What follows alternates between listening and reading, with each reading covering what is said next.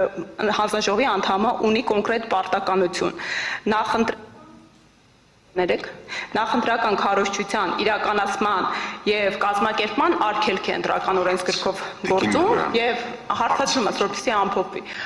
հարցադրումս հետեւյալն է դուք ըստ էության մեր մի շարք հիմնավորումներին եւ ԶԼՄ-ներում արկա հիմնավորումների առայն որ կոնկրետ անձինք ովքեր հանձնաժողովի անդամ այդ թվում հանձնաժողովի նախագահ են հանդիսանում ու որոնց գործունեության արդյունքում էլ հենց մեր վստահված անձանց գործունեությունը շատ հաճախ խաթարվել է իրենց լիազորությունները օրենքի տառին համապատասխան կամ չդադարեցրիք կամ պատասխանատվություն վրա չհասավ խախտման արդյունքում հիմա ունեք արձանագրումներ եւ արդյոք չեք գնահատում որ թողնել հետ ընտրական գործընթացին գնահատական տալու հանձնաժողովի անդամների կամ նախագահների կողմից իրենց լիազորությունների չարաշահումը արդեն էական ազդեցություն է ընտրության օրը թողել ընտրական գործընթացի վրա որովհետեւ թե քարոզչության ընթացքում թե քվեարկության օրը ըստ էության քաղաքական հայացքներով պայմանավորված միջամտություններ են տեղի ունեցել Պարոն Տիկին Մելոյան ներողություն ճիշտ ասած հիմա ինչ հարցը երկուսն է նախ ինչպիսի արձանագրումներ ունեք եւ ինչպիսի գործընթացներ են մեկնարկել վստահված անձանց գործունեությանը միջամտելու հետքերով այդ թվում իրավապահ մարմինները եթե կարձականք են եւ երկրորդը մասով ես ներողություն առաջի հատվածով միգուցե դուք եք իրավասու մարմին կազմակերպում է process-ը Ընտրական օրենսգիրքը հետևյալ կարգավորումն ունի, ասում է գործընթացի մասնակցին այլ կերպ քան ձերբակալելու կամ կալանավորելու կերպով չեն կարող հեռացնել։ Եթե գործողությունները իրավաչափ են եղել, իրավասու մարմինները դրան կպատասխանեն, մի բան եմ ուզում ես ձեզ ասել, այո, այդ գրառումների, նոթատետրների հետ կապված, գոնե ես երկու դեպքում պահանջել եմ, որ տեղամասային ընտրական հանձնաժողովները, ովքեր վերցրել են, վերադարձնեն, այսինքն նախ ճշտել եմ ինչ ասել, այդ բլոկնոտա խաչեր ա դնում, թվեր ա գրած, Վրան հստակ մասնակցելիության վերաբերյալ Ինձ ասել եմ, որ մի հատ բլոկնոտա վրան թվեր ա գրած, ինքը ջնջում ա։ Ասում եմ, նորմալ ա, վերադարձվեք վստահված անձին։ Չեմ իմացել, ում վստահված անձի մասին է խոսքը, որտեղ թեժ գծի միջոցով ահազանգ ա եղել։ Հասկացա, այն ինչը, որ քվեարկության օրը հասանելի է եղել կամ ԿՀ-ն ինքը իր այդ կայքերը ուսումնասիրելու արդյունքով բացահայտել է, շատ օպերատիվ գիտեք դուք, Տիկին Մելոյան, օպերատիվ լուծումներ ա տվել եւ ի օգուտ գործընթացի մասնակիցների։ Տիկին Մելոյան, ես կասեմ, որ մենք ամբողջ 2005 տեղամասերից ունեցել ենք մեկ դեպք, երբ որ վստահված անձը, չէ՞, վստահված անձ թե դիտորդ, որ երբ որ վստահված անձին հեռացրել են, եւ այդ հատուկ ուսումնասիրել ենք, ու այդտեղ հետաքրքիր հանգամանքը, որ հանձնաժողովի բոլոր անդամներն են կողմ արտահայտվել, դիտորդներն էլ էին տեղամասում եղած իրենց գրառումներով հաստատել, որ այդ վստահված անձը ընտրության ընթացքը խոչընդոտել է։ Այսինքն այդ հատուկ ուսումնասիրել ենք ու տեսել ենք, որ այդտեղ բոլորը ով ներկա է եղել, բոլորը կողմ են եղել, այսինքն հանձնաժողով, դիտորդ, այլ քաղաքական ուժերի վստահված անձ չեմ էլ Հասկանալի է, պարոն Հովակիմյան, այսինքն երկու դեպք եք արձանագրել, ասեմ ավելին, մենք եւս մի քանի դեպք ունենք, կոնկրետ հստակ երկու դեպքեր է եղել, երբ մեր ուժեղ Հայաստանի վստահված անձանց կողմից խախտում արձանագրելու փորձի արդյունքում դուրս է հրավիրվել տվյալ վստահված անձը եւ ծեծի է ենթարկվել այդ դեպքերով եւս հանցագործության մասին հաղորդումներ են եղել եւ կուզեի տեղեկանալ արդյոք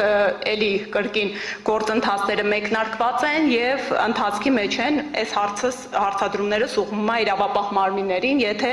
այս process-ները ընթացք են ստացել որովհետեւ նախորդիվ փորձառություն ունենք որ մեր պարագայում երբ հանցագործության հաղորդում են Իսկ հիմա դուք սկսում եք որովհետեւ արդեն հարցը մոռացվում է եկեք հարցը պատասխան կխնդրեմ եւ ում եք ում այդ հարցը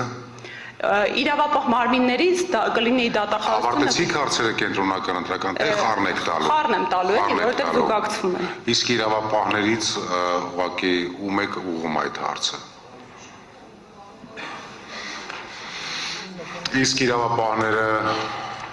Արձանագրում անեն, արդյոք կա այս դեպքերով, որոնք նաև հանրամատչելի են եղել, հարուցված գործեր ու ընթացք կոնկրետ այս պարագայում ուշադրության չի մատնվում, էլի հաշվի առնելով իրավապահների ակտիվ ներգրավվածությունը ընտրական process-ների։ Երևի ներքին գործերի նախարարության,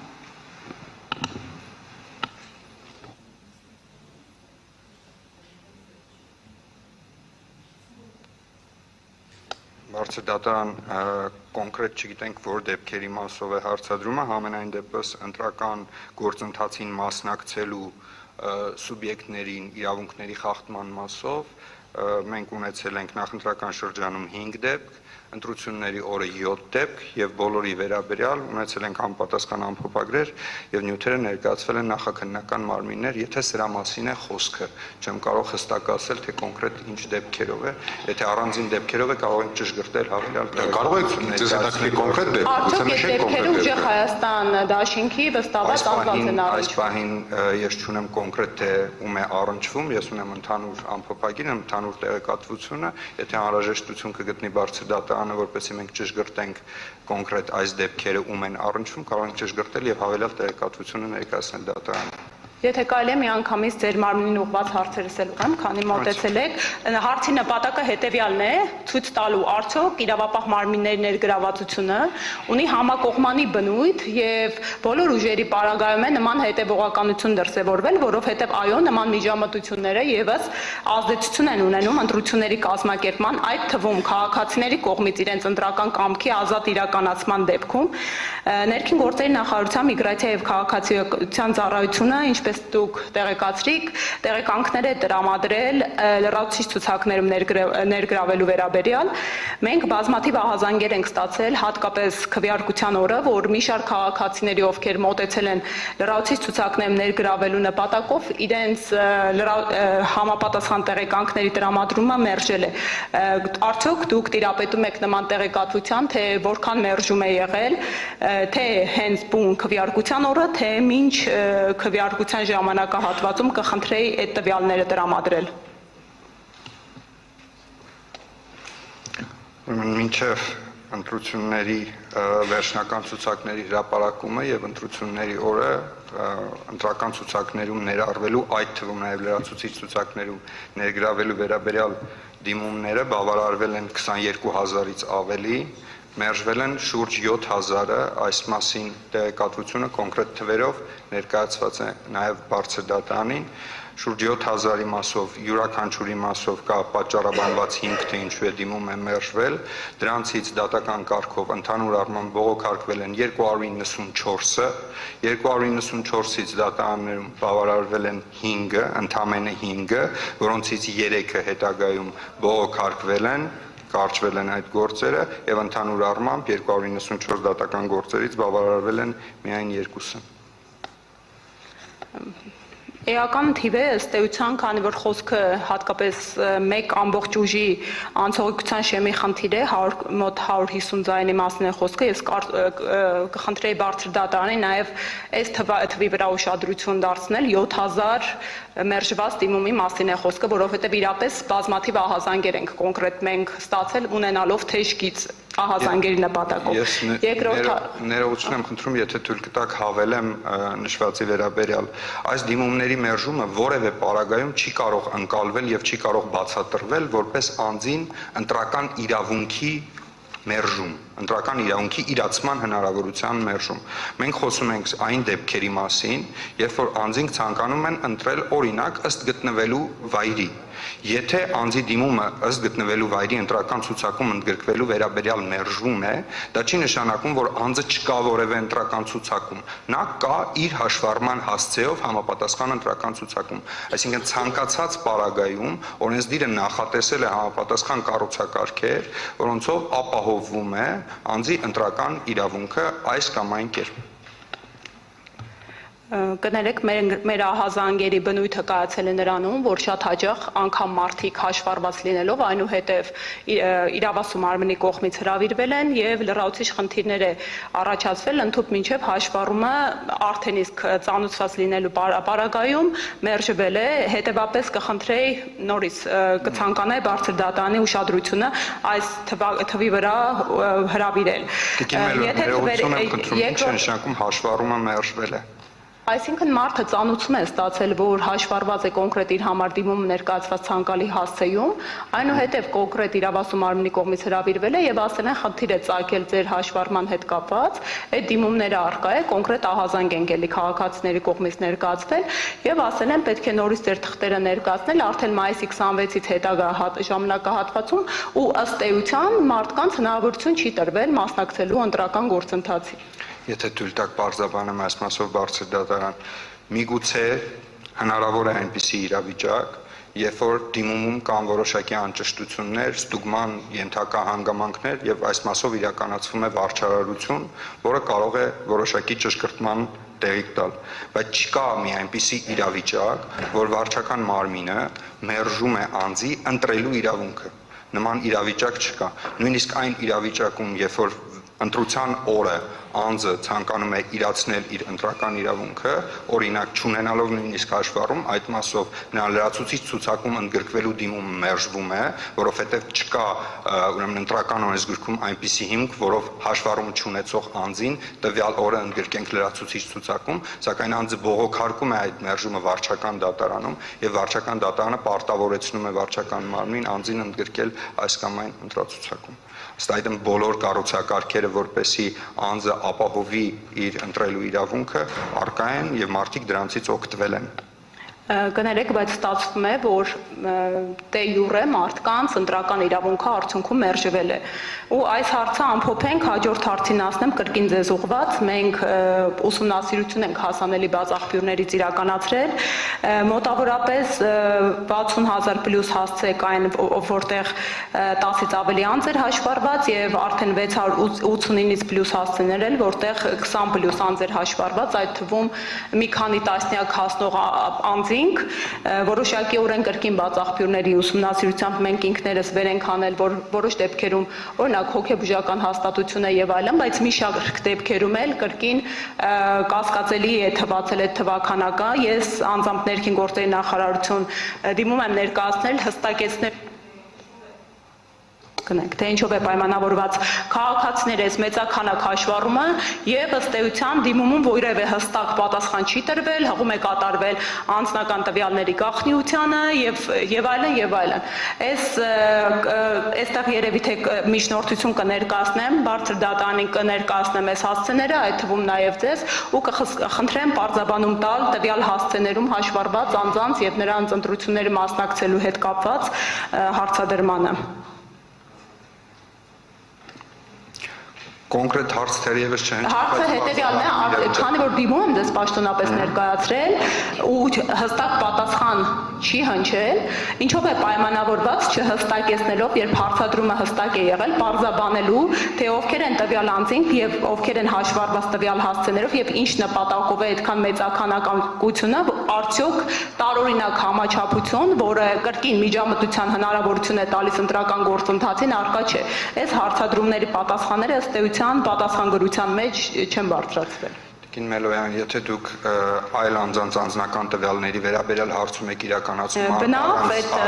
տվյալները շնորհակալություն բարձր դատան, եթե հարցում է իրականացում այլ անձանց անձնական տվյալների վերաբերյալ առանց նրանց համաձայնություն ունենալու կամ օրենքով նախատեսված որևէ այլ հիմքով, բնականաբար նմանատիպ հարցումները պետք է մերժվեն։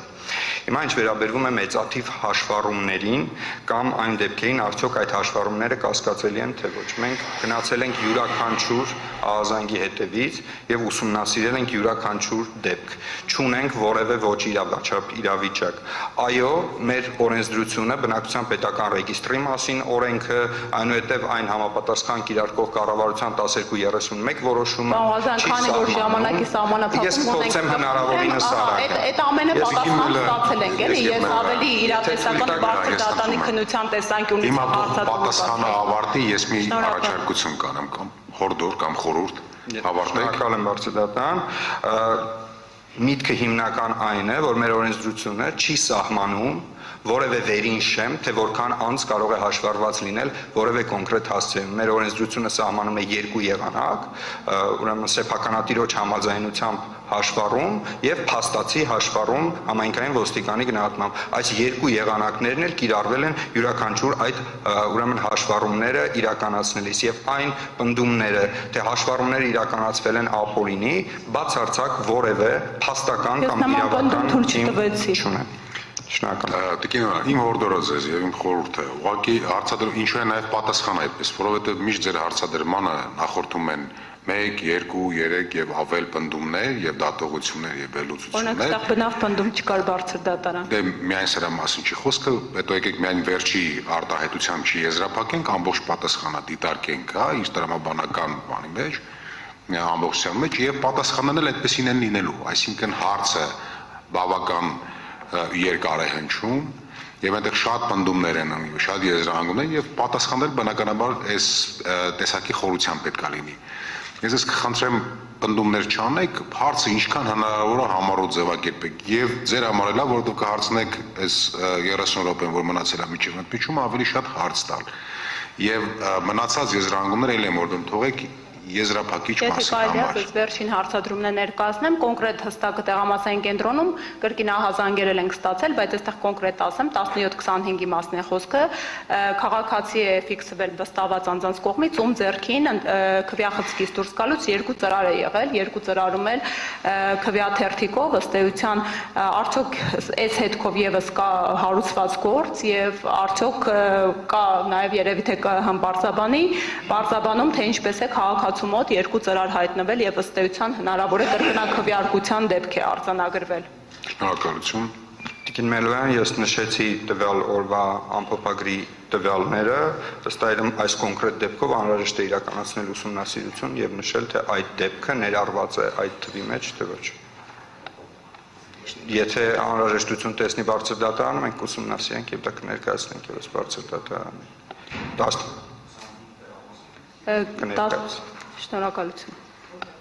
17-25 տեղամասի մասին հավելյալ ուսումնասիրություն կիրականացնենք եւ կներկայացնենք։ Շնորհակալություն եւ կենտրոնական ընտրական հանձնաժողովից էլ հա արձանագրում է։ Թող արձանագրեն արդյոք ընթացք տրված է տվյալ ահազանգին։ Եթե կարելի է շարունակեմ, շնորհակալ եմ, արդեն կենտրոնական ընտրական հանձնաժողովին հարցադրումներս ուղղեմ, տեսեք, քանի որ